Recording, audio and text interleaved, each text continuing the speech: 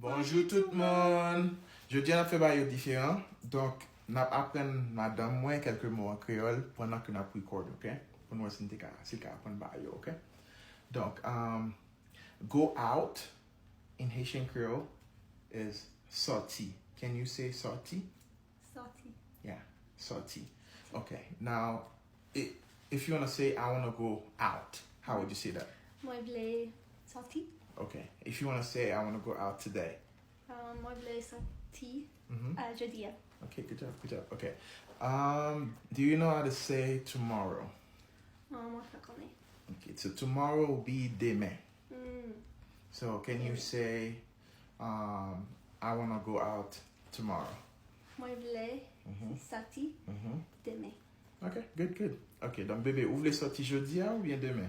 Mwen vle sorti demain. Ok, demain? Ah, mais moi, étant bien habillé ou bien fait, là, on t'es qu'à sortir jeudi. Mwen konen, chérie.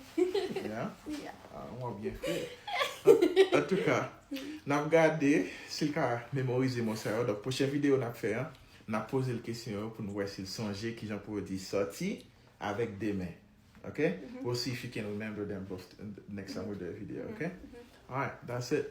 Merci d'être qu'on regarde la vidéo. Hein? Nale. Nale. Bye. Bye.